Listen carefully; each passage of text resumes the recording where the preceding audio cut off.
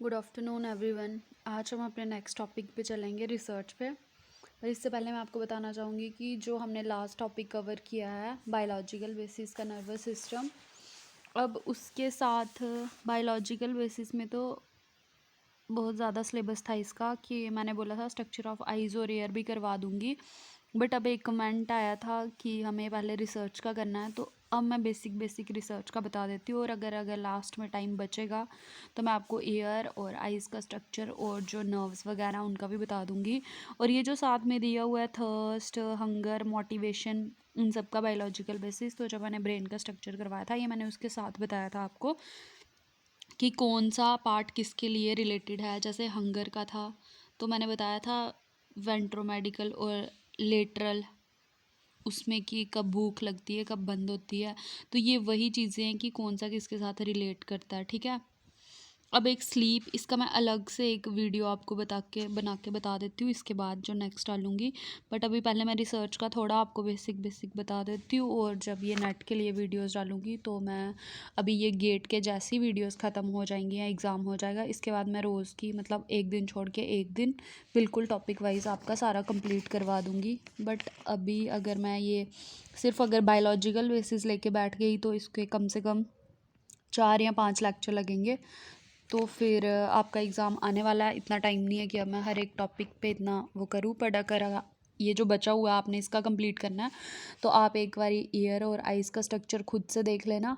और इसमें ये भी हैं, टेक्निक्स हैं कुछ, स्कैन वगैरह या फिर ईईजी जो भी हैं आपकी, ठीक है। इसको एक बार खुद से ऐसे देख लेना कि क्या है ये सारी चीज़ें, क्योंकि अगर आएगा तो सिंपल सा क्वेश्चन इसमें आ सकता है कि हार्ट बीट रिकॉर्ड करने के लिए कौन सी टेक्निक यूज़ होती है, आपकी स्लीप के लिए कौन सा यूज़ होती है टेक्निक, ठीक है।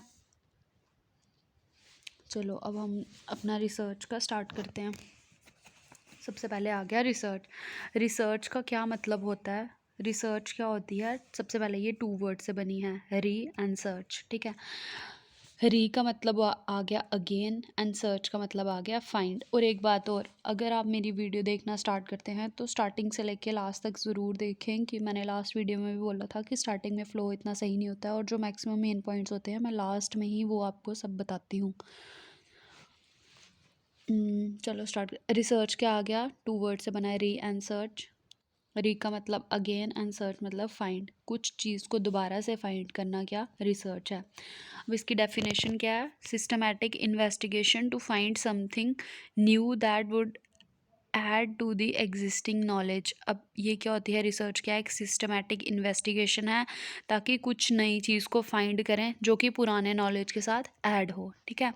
अब रिसर्च स्टार्ट कहाँ से होती है, रिसर्च क्या होता है, एक आइडिया से स्टार्ट होती है। जब कुछ आइडिया आता है फिर हम उस चीज़ के रिलेटेड सर्च करते हैं, ठीक है। और ये जो प्रोसेस होता है जहाँ से आइडिया आता है और जो लास्ट में हम थ्योरी बनाते हैं किसी भी चीज़ के रिलेटेड, तो जो बीच का प्रोसेस है ये क्या है, रिसर्च है हमारी, ठीक है। रिसर्च क्या है, एक प्रोसेस है, और लास्ट में इसमें क्या होता है, थ्योरी बनती है, हाइपोथेसिस टेस्टिंग भी होती है, वो मैं आगे जाके आपको बताती हूँ। अब सबसे पहले आगे करैक्टरिस्टिक्स ऑफ रिसर्च। सबसे पहले क्या आ गया कि रिसर्च एक प्रोसेस है, ठीक है, ये मैंने आपको ऊपर बताया। दूसरा आ गया ये एक सिस्टमैटिक प्रोसेस है। सिस्टमैटिक प्रोसेस कैसे है, क्योंकि ये स्टेप बाय स्टेप चलता है, इसी वजह से ये क्या है, सिस्टमैटिक प्रोसेस है। फिर उसके बाद क्या आ गया, साइंटिफिक प्रोसेस है। साइंटिफिक क्यों है, क्योंकि ये एविडेंस बेस है। कोई भी रिसर्च अगर आप करेंगे और जब लास्ट में आपने वो रिसर्च के अगर आप प्रूफ नहीं देंगे या कुछ एविडेंस नहीं होंगे तो उसको वैलिड नहीं माना जाता है, वो रिसर्च नहीं मानी जाती है आपकी, ठीक है। अब ये क्या है, साइक्लिक प्रोसेस है।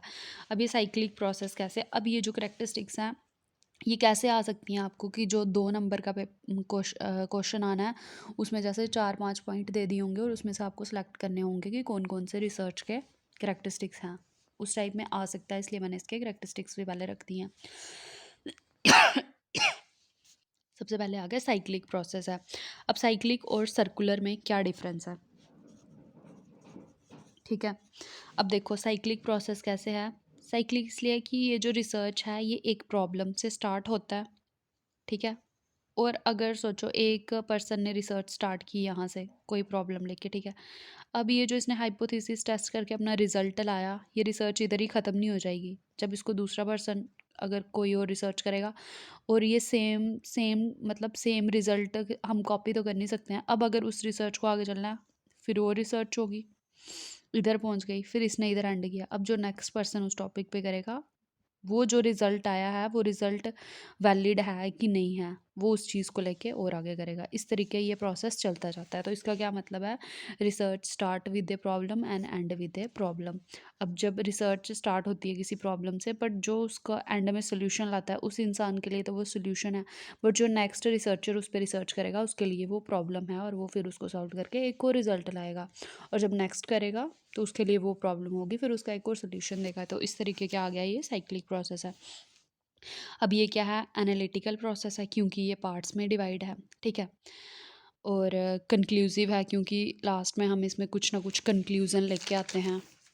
अब आ गया इम्पेरिकल। इम्पेरिकल कैसे आ गया, इम्पेरिकल होता है जिसमें कुछ एविडेंस होते हैं और हमारी सेंस यूज़ होती है, ऑब्जर्व्ड बाय द सेंसेस, इसलिए ये क्या है, इम्पेरिकल प्रोसेस है, ठीक है। अब आ गया लॉजिकल है। ये तो आपको पता ही है, जो रिसर्च है वो लॉजिकल होती है, बिना लॉजिक के तो कोई रिसर्च होगी नहीं। ऑब्जेक्टिविटी है इसमें, ऑब्जेक्टिविटी मतलब कि कुछ बायस नहीं होते हैं, ये बायसनेस नहीं होती है, इसलिए ये क्या है, ऑब्जेक्टिविटी इन्वॉल्व है इसमें। रिलायबिलिटी है, रिलायबिलिटी होती है, वैलिडिटी होती है। अब रिलायबिलिटी क्या आ गई, रिलायबिलिटी होती है एक्यूरेसी ऑफ रिजल्ट, ठीक है। और वैलिडिटी क्या होती है, एक्यूरेसी ऑफ प्रोसीजर। ये आपको याद रखना है। अब अगर आप इसमें एक्स्ट्रा खुद से पढ़ना चाहते हैं, अब मैं तो इसकी वीडियो नहीं बना सकती, टाइप्स ऑफ रिलायबिलिटी पढ़ देना, टाइप ऑफ वैलिडिटी पढ़ लेना, टेस्ट रीटेस्ट रिलायबिलिटी होती है, बहुत बहुत सारी रिलायबिलिटी के टाइप्स होते हैं। तो जो इंपॉर्टेंट है उनको आप कवर कर लेना, ठीक है। अब एक्यूरेसी ऑफ रिजल्ट, अब रिलायबिलिटी की मैं आपको एक एग्जांपल दे देती हूँ। जैसे कि रिलायबल ये हो गया कि जैसे अब आईक्यू का स्केल है, ठीक है, आईक्यू टेस्ट करने के लिए। अगर वो रिलायबल इसलिए है कि अगर आज आप किसी का आईक्यू टेस्ट कर रहे हैं, जो फार्मूला लग रहा है, जो उसका रिज़ल्ट आ रहा है, आप कल को करेंगे तो वो रिज़ल्ट आपका वैलिड ही आएगा यहाँ जैसे। और वैलिड क्या, वो क्या, अब देखो इधर मैं बताती हूँ आपको। और वैलिडिटी क्या आ गई, वैलिडिटी आ गई कि जिस चीज़ के लिए आपने, जो चीज़ आप मेज़र कर रहे हैं वो मेज़र हो भी रही है कि नहीं हो रही है, तो वो डिपेंड करता है प्रोसीजर पे। वैलिडिटी होती है कि वह वो चीज़ मेज़र होना जिसके लिए वो स्केल बना है। अब जैसे आईक्यू का स्केल है, आईक्यू टेस्ट करते हैं हम, ठीक है। अब उसका जो स्केल है, फार्मूला है, फार्मूला क्या है आईक्यू का, MA/CA मल्टीप्लाई 100, ठीक है। ये आपका फार्मूला आ गया। अब रिलायबिलिटी क्या है कि अगर आप किसी पे भी अगर आज के टाइम पे ये फार्मूला लगा रहे हैं तो लग रहा है, अब ये नहीं है कि अभी लगा के लग रहा है, 2 साल के बाद आप लगाएंगे तो फार्मूला चेंज होगा या कुछ और फार्मूला, ये रिलायबल है, रिजल्ट सेम रहेगा। और वैलिड क्या, वैलिडिटी क्या बोलेंगे इसकी हम, कि अगर हमने आईक्यू मेज़र करने के लिए ये फार्मूला रखा है तो वो उस चीज़ को मेज़र कर रहा है कि नहीं कर रहा है। अगर ये हमने फार्मूला रखा है और अगर ये इसको मेज़र नहीं कर रहा है तो ये क्या है, वैलिड फार्मूला नहीं है। बट अगर ये मेज़र कर रहा है आईक्यू को ही तो ये क्या है, वैलिड मेज़र है उसका, ठीक है। अब एक इसका इम्पॉर्टेंट पॉइंट ये क्या है, if a research is valid then it is reliable. अब देखो अगर एक रिसर्च वैलिड है वो तभी रिलायबल होगी, but if a research is reliable then it is not a valid always. और अगर एक रिसर्च वैलिड है तो ज़रूरी नहीं है कि वो, अगर रिलायबल है तो वो वैलिड होगी। अब देखो मैं एक सिंपल सी एग्जांपल देती हूँ। अगर आप क्लास में कोई टेस्ट ले रहे हैं, ठीक है, नहीं चलो इसी आईक्यू का ही दे देते हैं। अब जैसे अगर ये वैलिड है, अगर ये आईक्यू का फार्मूला वैलिड है आईक्यू मेज़र करने के लिए, तो अगर आप इससे आज मेज़र कर रहे हैं तो रिज़ल्ट सही आएगा।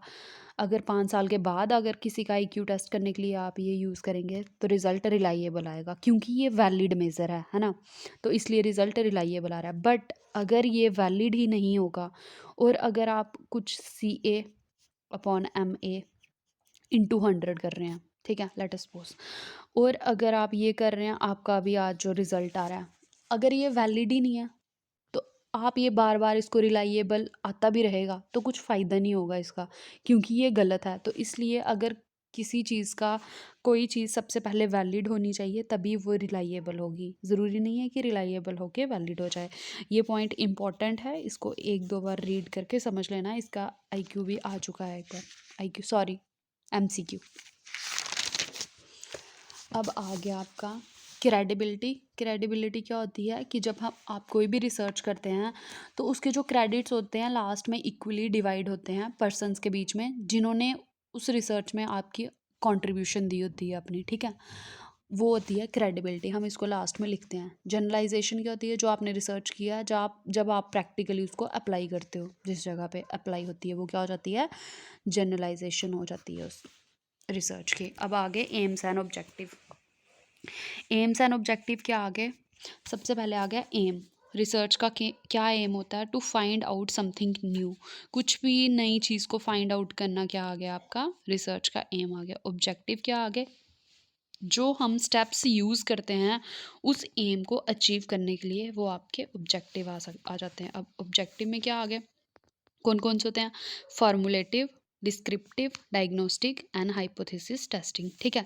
अब फार्मूलेटिव क्या आ गया, फार्मूलेटिव ऑब्जेक्टिव वो आते हैं जिसमें किसी थ्योरी की फॉर्मेशन होती है, किसी कंसेप्ट की, लॉ या प्रिंसिपल, जिस मतलब जो ऑब्जेक्टिव ये चीज़ें बनाने के लिए यूज़ होती हैं। जहाँ भी अगर थ्योरी फार्मूलेट हो रही है, कंसेप्ट आ रहा है कुछ नया, लॉ बन रहे हैं, प्रिंसिपल बन रहे हैं, उधर कौन से ऑब्जेक्टिव हैं, फार्मूलेटिव। डिस्क्रिप्टिव क्या होता है, व्हाट इट इज़, जहाँ ये इस टाइप का क्वेश्चन आएगा, जहाँ आप किसी के करैक्टरिस्टिक्स डिस्क्राइब कर रहे हैं, किसी के फीचर डिस्क्राइब कर रहे हैं, वो क्या आ गया आपके डिस्क्रिप्टिव ऑब्जेक्टिव आ गए। डायग्नोस्टिक क्या आ गया आपके, find problem and researching solution, कुछ प्रॉब्लम को फाइंड कर रहे हैं आप और सोल्यूशन दे रहे हैं। जैसे कि डायग्नोस्टिक क्या आ गया, जैसे आप डॉक्टर के पास जाते हैं, आपके कुछ टेस्ट होते हैं, वो क्या हो गया, डायग्नोसिस होता है ना, तो सबसे पहले प्रॉब्लम को फाइंड कर रहे हैं और फिर उसका सोल्यूशन दे रहे हैं, ठीक है। वो क्या आ गया आपके डायग्नोस्टिक ऑब्जेक्टिव आ गए।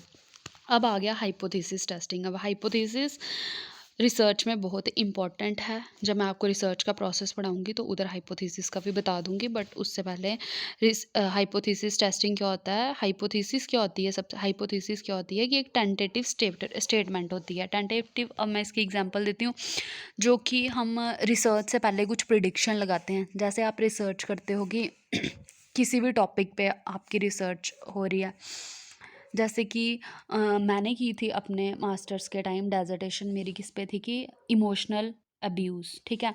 अब उसमें क्या था कि मेरी ये रिसर्च थी कि इमोशनल अब्यूज़ पे मैंने की थी, गर्ल्स एंड बॉयज़ के इमोशनल अब्यूज़ पे, कि बॉयज़ में ज़्यादा इमोशनल अब्यूज़ देखा जाता है कि गर्ल्स में ज़्यादा देखा जाता है, ठीक है। अब मैंने जो उससे पहले एक टेंटेटिव स्टेटमेंट ये ली थी कि जो बॉयज़ हैं वो क्या है, ज़्यादा इमोशनली अब्यूज़ हो रहे हैं एज़ कम्पेयर टू गर्ल्स। तो ये क्या थी, मेरी टेंटेटिव स्टेटमेंट थी। इसको लेके मैंने डाटा वो किया था, कलेक्ट किया था, और जो लास्ट में आंसर आता है फिर उसको हम मैच करके देखते हैं। और अगर आपका डाटा यही रिज़ल्ट देता है कि जो बॉयज़ हैं वो गर्ल्स से ज़्यादा इमोशनली अब्यूज़ हो रहे हैं, तो वो क्या आपकी जो हाइपोथेसिस है वो सिलेक्ट हो जाती है। बट अगर गर्ल्स हो रही हैं, ये दोनों इक्वल हो रहे हैं, तो क्या हो जाएगा कि जो हाइपोथेसिस है वो रिजेक्ट हो जाएगी। अब क्या होती है, नल हाइपोथेसिस होती है, और एक नल में हम क्या करते हैं कि इक्वल लेते हैं कि बॉयज़ गर्ल्स इक्वल हो रही हैं, ठीक है जैसे। और अल्टरनेटिव क्या होती है, जिसकी एक डायरेक्शन, एक पर्टिकुलर डायरेक्शन में जो जा रही होती है, जैसे कि मेरी थी अल्टरनेटिव की बॉयज़ ज़्यादा हैं। बट जो हम ऐसे डेजर्टेशन वगैरह करते हैं उसमें हम ज़्यादातर नल हाइपोथेसिस लेते हैं। हमारे हिसाब से क्या चलता है कि हम यही बोलते हैं कि दोनों बराबर हो रहे हैं, ठीक है। तो ये आ गया आपके हाइपोथेसिस। अब आ गया टाइप्स ऑफ रिसर्च। अब टाइप्स, ये बहुत सारी टाइप्स हैं, बट ये जो मेन है, ठीक है, fundamental, applied and action research. Fundamental research क्या होती है, ये बेसिक और प्योर फॉर्म ऑफ रिसर्च होती है, ठीक है। स्टेटमेंट देख के आपको पूछ सकते हैं कि ये कौन सी रिसर्च है। अब इसमें क्या आ गया, अब जैसे इसमें न्यूटन लॉ, ये क्या आ गया आपका, फंडामेंटल रिसर्च आ गई। जो रिसर्च की बिल्कुल न्यू हो, बेसिक हो, प्योर हो, जो कि किसी के दूसरे रिसर्च पे बिल्कुल डिपेंड नहीं करती हो, ठीक है।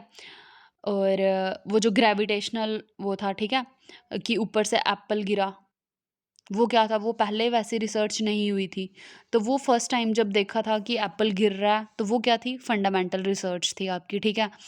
और फिर आ गई अप्लाइड रिसर्च। अप्लाइड रिसर्च क्या आ गई, जब हम किसी दूसरी रिसर्च को यूज़ करते हैं कुछ नई रिसर्च करने के लिए।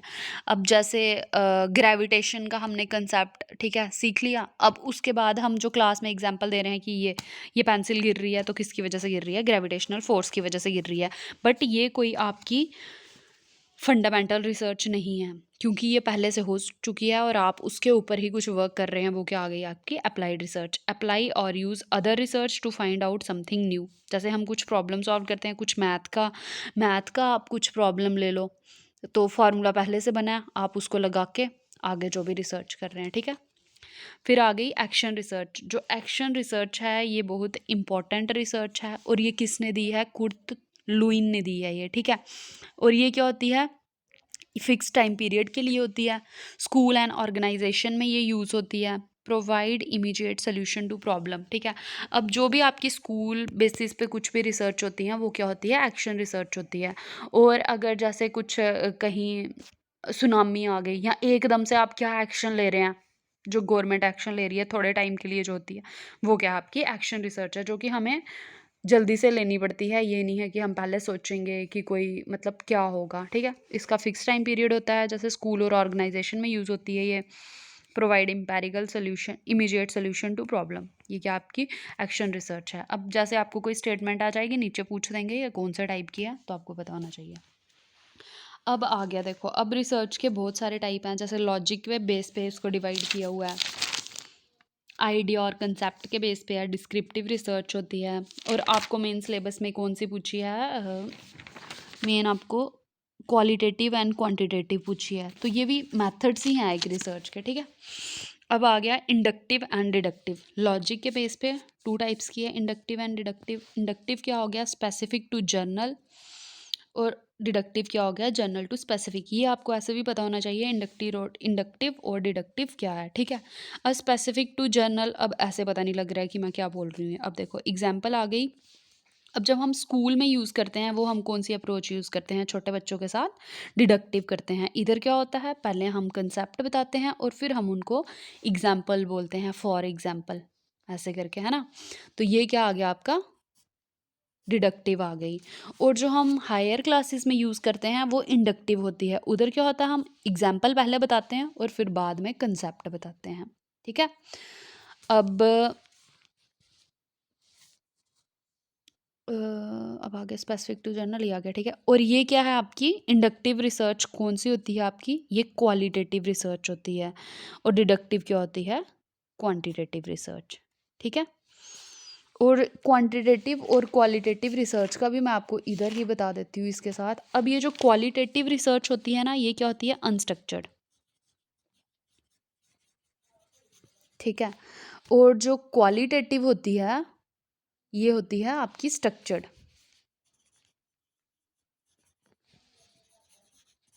ये स्ट्रक्चर्ड होती है और ये अनस्ट्रक्चर्ड होती है, ठीक है।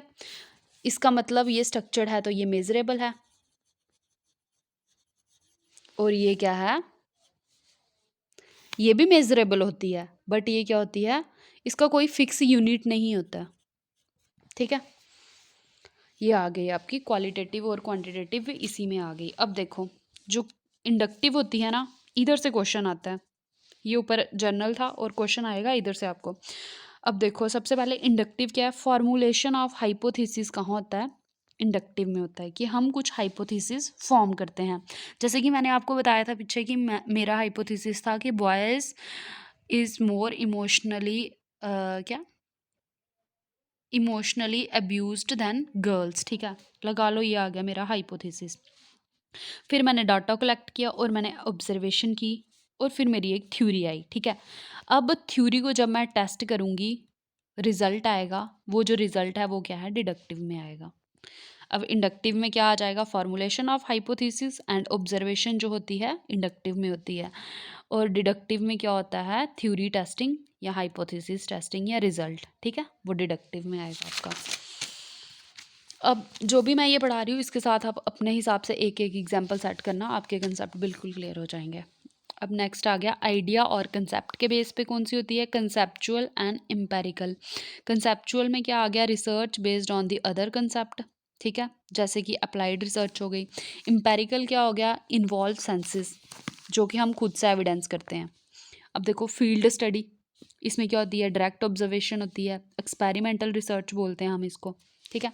नेक्स्ट आ गया आपके डिस्क्रिप्टिव। अब डिस्क्रिप्टिव में एक्स पोस्ट फैक्टो बहुत बार पूछते हैं, ये कौन सी रिसर्च होती है, ये डिस्क्रिप्शन प्रोवाइड करती है पास्ट इवेंट के रिलेटेड, या कोई पास्ट कुछ इवेंट हो गया हो, कोई कंडीशन हो, उसके रिलेटेड जो भी हम रिसर्च करते हैं वो क्या होती है, डिस्क्रिप्टिव रिसर्च होती है। अब आ गई आपकी cross sectional and longitudinal research. अब क्रॉस सेक्शन, अब डिस्क्रिप्टिव में क्रॉस सेक्शनल है और एक लॉन्गिट्यूडनल भी है, मैंने लिखी नहीं है, आप खुद से ऐड कर लेना। क्रॉस सेक्शनल में क्या आ जाएगी, ये आ गया exposure to specific risk factor might correlate with particular outcomes. अब देखो, अब इसमें क्या होता है ना कि हम कुछ स्पेसिफिक फैक्टर लेते हैं और उनको कोरिलेट करते हैं पर्टिकुलर आउटकम्स के साथ। जैसे एग्जांपल आ गई कि हम डाटा कलेक्ट करेंगे जिन लोगों ने पास्ट में स्मोकिंग की है, जिनको स्मोकिंग की हैबिट है, ठीक है, वो, और करंट उनका डायग्नोज करेंगे कि लंग कैंसर पे उनको लंग कैंसर है कि नहीं है। या फिर हम ये भी कर सकते हैं कि किसी को अगर लंग कैंसर हो रहा है, एक नहीं लेंगे हम, ग्रुप लेंगे और हम उनमें से देखेंगे कि कितने लोगों को स्मोकिंग हैबिट थी, तो फिर हम उनको क्या करेंगे, दोनों को मतलब कोरिलेट करके देखेंगे, वो क्या हो गई, क्रॉस सेक्शनल रिसर्च। अब आ गई एनालिटिकल डायग्नोस्टिक। एनालिटिकल में क्या आ गया आपका, इसमें हम प्रॉब्लम को फाइंड करते हैं और सोल्यूशन देते हैं, ठीक है। अब वन टाइम क्या आ गई, जिसमें कि वेरिएबल कांस्टेंट नहीं होते हैं, बट एक टाइम जैसे कोई क्लास में अगर एक बच्चा नहीं पढ़ रहा है तो अगर उसके ऊपर कोई टीचर रिसर्च करता है कि ये क्यों नहीं पढ़ता है, तो वो क्या हो गया, वन टाइम आ गया। अब ये थोड़ी है कि टीचर अगले साल भी उस पर रिसर्च करेगा या नेक्स्ट क्लास में, ठीक है, जो एक टाइम में हम करते हैं, मतलब वो क्या आ गई आपकी वन टाइम रिसर्च आ गई। अब लॉन्गिट्यूडनल रिसर्च क्या आ गई, use over the period on the same person. अब लॉन्गिट्यूडनल रिसर्च क्या होती है ना, ये स्टडीज़ होती हैं जैसे कि ये बहुत लंबे लंबे देर तक चलती हैं, और ये इसमें क्या होता है, अगर हम सिंगल पर्सन पे कर रहे हैं तो अगर आज हम कुछ कर रहे हैं फिर 6 महीने के बाद फिर से करेंगे, बट अगर आप एक किसी मतलब कल्चर को स्टडी कर रहे हैं, उसके बीच में रख के रिसर्चर को ये चीज़ स्टडी करनी पड़ती है, और उसमें वो क्या करता है, ग्रुप को स्टडी करता है, उनके साथ रहता है, खाता है, जैसे वो करते हैं वैसे ही बिहेव करता है, बट उनको पता भी नहीं लगने देता कि मैं कोई रिसर्च कर रहा हूँ। फिर वो बड़ी देर के लिए चलती है, ठीक है। फिर उसके बाद अगर वो बीच में ब्रेक लेता है, फिर 1 साल के बाद दोबारा वो अपना पकड़ेगा वही टॉपिक जाके, और ये क्या होती है, लॉन्गिट्यूडनल रिसर्च होती है, जो मतलब ओवर टाइम, मतलब एक पर्टिकुलर इंटरवल के बाद आप दोबारा दोबारा वो चीज़ नोट करते हो या रिसर्च करते हो, बट इसमें क्या है, इंडिविजुअल सेम होना चाहिए या ग्रुप सेम होना चाहिए। ये नहीं आज आप जम्मू में कर रहे हैं कल आप जाके कहीं हरियाणा में कर देंगे, मतलब सेम सेम उस पर ही होती है ये, ठीक है। अब नेक्स्ट आ गया आपका इथनोग्राफी। इथनोग्राफी क्या होता है, impact of an incidents on a person and then we research on their experience. Ethnography क्या होती है ना, ये वो रिसर्च होती है कि जहाँ कुछ इंसिडेंट्स हो गया होता है और फिर हम जाके उन लोगों पे उनका एक्सपीरियंस या ऐसे कुछ शेयर करते हैं। जैसे कुछ टेररिस्ट अटैक होते हैं तो उधर जाके आप रिसर्च करोगे, उधर की जो पॉपुलेशन है, जो लोग आगे पीछे रहते हैं, वो कैसा फील करते हैं। पर वो इवेंट होने के बाद या कहीं सुनामी आ गई हो, उधर जाके जो रिसर्च होती है उनके एक्सपीरियंस लेते हैं कि लोगों को कौन कौन से स्ट्रेस डिसऑर्डर हो गए हैं, ठीक है। ये सब चीज़ें क्या आ गई आपकी इथनोग्राफी में आ गई, और ये इंपॉर्टेंट वर्ड था इसलिए मैंने इसमें बता दिया। फिर आ गई आपकी historical research and philosophical research. Historical research कौन सी होती है, event on, research on event and incident जो कि पहले से हो गए होते हैं, हिस्टोरिकल चीज़ें, जैसे रिसर्च ऑन डांडी मार्च पे कर देंगे, ठीक है, डांडी मार्च किसका था, गांधी जी का था। और फिलोसफिकल क्या हो गया, रिसर्च ऑन आइडियोलॉजीज पे करते हैं, जैसे महात्मा गांधी की आइडियोलॉजी आ गई, किसी की भी ले लो आप, भगत सिंह की ले लो, या ऐसे, ठीक है, वो क्या आ गई आपकी फिलोसफिकल रिसर्च आ गई। और जो हिस्टोरिकल है और ये दोनों हैं, इसमें क्या करते हैं, डिस्क्रिप्शन होती है पास्ट इवेंट्स की, ठीक है। अब आ गया एक्सपेरिमेंटल रिसर्च, जो कि बहुत इंपॉर्टेंट है। एक्सपेरिमेंटल रिसर्च में मेन क्या होता है, कॉज और इफेक्ट रिलेशनशिप देखा जाता है, और इसको हम कहाँ करते हैं, लेबॉर्ट्री में करते हैं। कोई भी क्लोज्ड इन्वायरमेंट उसको हम लेबॉर्ट्री बोलेंगे जहाँ पे हम एक्सपेरिमेंट करेंगे। अब इसमें आगे वेरिएबल्स, अब देखो वेरिएबल्स अलग से खुद में एक टॉपिक है, बट जो इसमें है मैं इसके अंडर ही बताती हूँ। वेरिएबल आप आ गया आपके dependent variable and independent variable. जो इंडिपेंडेंट वेरिएबल है उसको हम कॉज बोलते हैं और जो डिपेंडेंट है वो इफ़ेक्ट होता है। अब कैसे, मैं एग्जांपल बताती हूँ। जैसे कि कॉज इंडिपेंडेंट आ गया, डिपेंडेंट क्या आ गया, जो डिपेंडेंट है। इंडिपेंडेंट क्या आ गया, जो कि कुछ इफ़ेक्ट डाल रहा है, और डिपेंडेंट क्या है, जो उस पर डिपेंड करता है। जैसे कि इफ़ेक्ट ऑफ इनकम, क्या आ गया, कॉज। किस पे पड़ रहा है वो इफ़ेक्ट, स्टैंडर्ड ऑफ लिविंग, ठीक है। जैसे कि क्लास में आगे टीचिंग मेथड, ये क्या आ गया आपका, इंडिपेंडेंट वेरिएबल। बट स्टूडेंट की परफॉर्मेंस इस पे डिपेंड कर रही है, तो जो स्टूडेंट की परफॉर्मेंस है वो क्या आ गई, डिपेंडेंट वेरिएबल। ऐसे ही आप खुद से एग्जांपल बनाएं तो आपके कंसेप्ट ज़्यादा क्लियर रहेंगे। या फिर अपनी नॉर्मल जो मतलब जो डेली लाइफ है उसमें जो आपकी एग्जांपल्स चल रही हैं उसमें आप बैठे बैठे भी बना सकते हैं, इंडिपेंडेंट क्या है, डिपेंडेंट क्या है, ठीक है। अब जैसे कि अगर आप पढ़ रहे हैं तो लाइट नहीं है, ठीक है। अब ये लाइट क्या आ गई, इंडिपेंडेंट वेरिएबल। और ये जो इफ़ेक्ट किस पे कर रही है, आपके स्टडी टाइम पे, ये क्या आ गया, डिपेंडेंट वेरिएबल। तो आपके पढ़ने का टाइम, अगर आप दिन में पढ़ रहे हैं या रात में पढ़ रहे हैं तो लाइट नहीं है, तो लाइट इंडिपेंडेंट और ये डिपेंडेंट। ऐसे करके आप कुछ भी एग्जांपल्स बना सकते हैं, ठीक है। और कुछ आ जाते हैं, एक आते हैं मीडिएटरी और इंटरवीनिंग, ठीक है। ये क्या होती है, अब जैसे effect of income on standard of life. अब ये जो इसमें आप सेविंग कर रहे हैं, ये क्या आ गया आपका, मीडिएटरी इंटरवीनिंग आ गया। और अगर आप ये जो मैंने लाइट वाला बताया तो इधर आ गया कुछ इन्वर्टर की लाइट आ गई आपकी, या आपने कुछ चार्ज करके रखी हुई है बैटरी वगैरह, तो वो क्या आ गया आपके इंटरवीनिंग, वो आ गया बीच में वेरिएबल्स।